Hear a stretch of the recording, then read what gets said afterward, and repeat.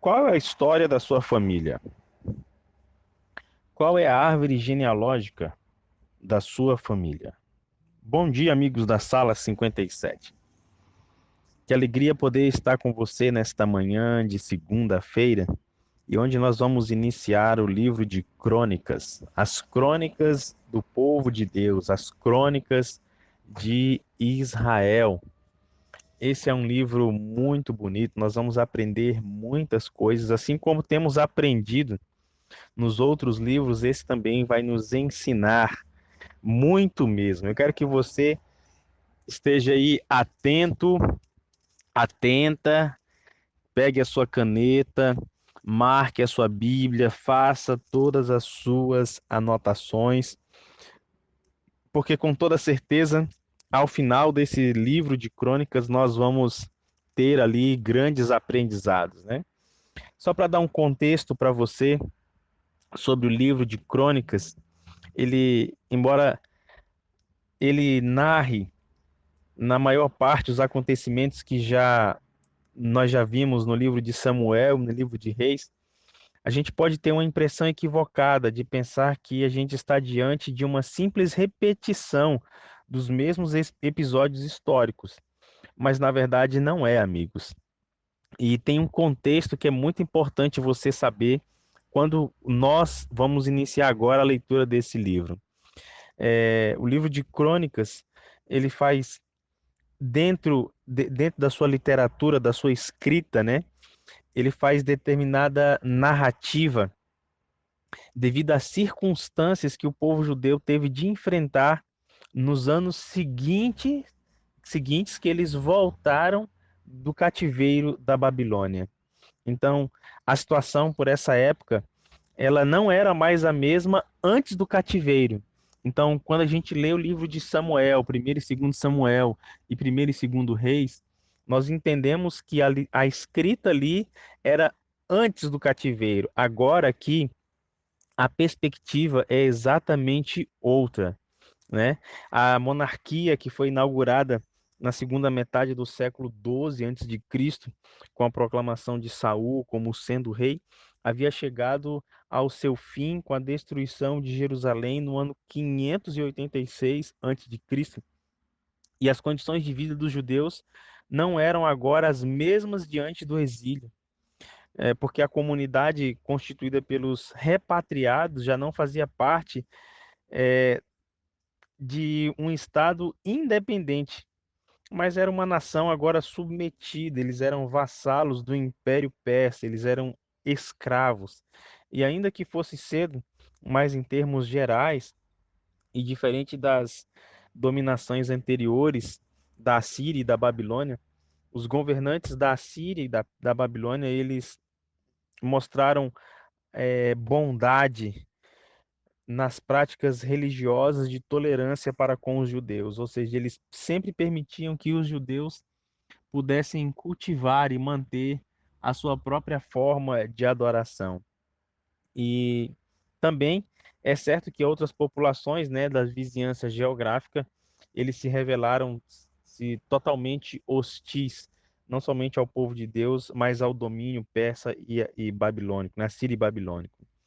E amigos, nessa nova fase, o povo judeu eles foram chamados a reconsiderar a sua história a partir do ponto de vista que lhes permitisse compreender melhor o presente, o momento que eles estavam vivendo e que os orientasse acerca do futuro.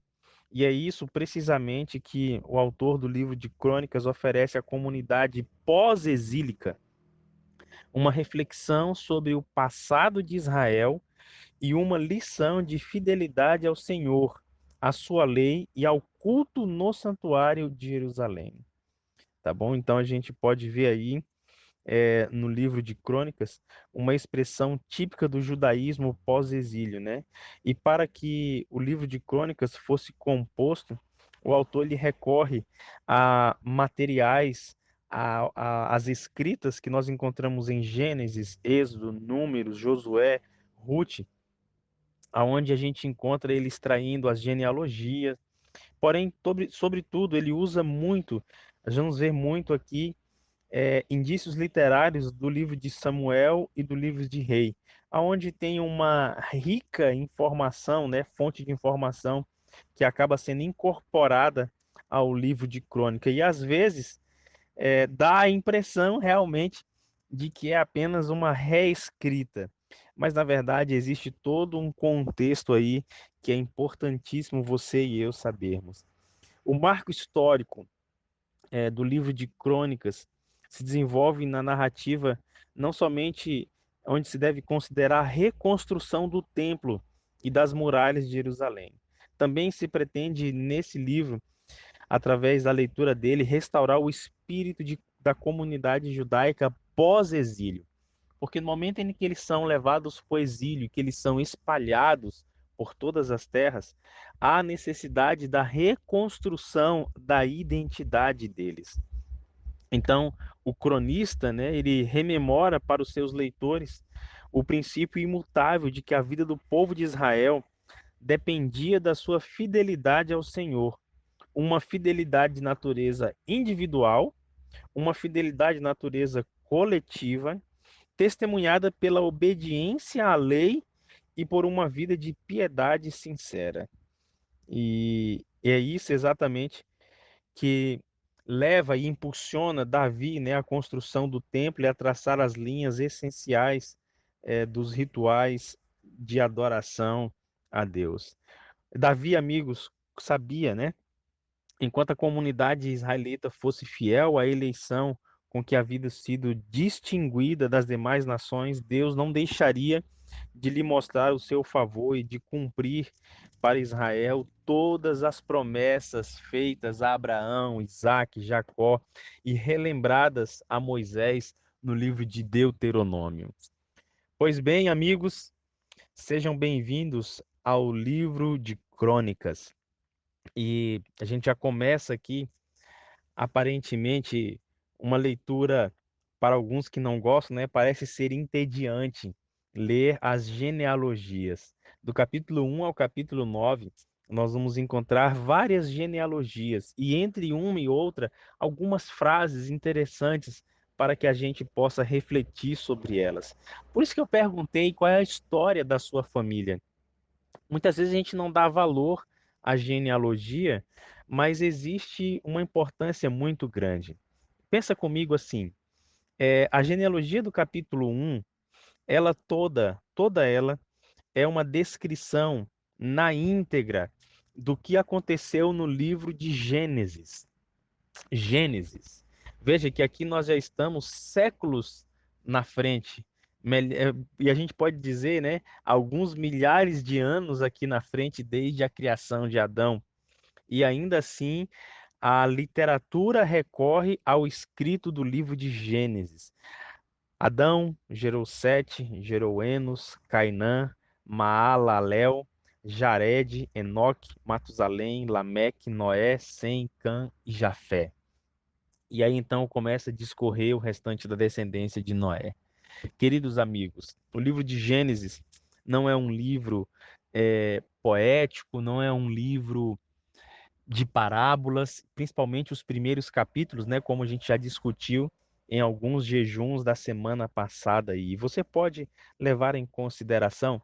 E eu quero fazer uma reflexão aqui nesse último minuto que me resta agora para dizer para você o seguinte: percebe que Adão teve mais filhos, que Sete teve mais filhos, Enos teve mais filhos, mas por que aparece somente essa linhagem aqui bem reduzida?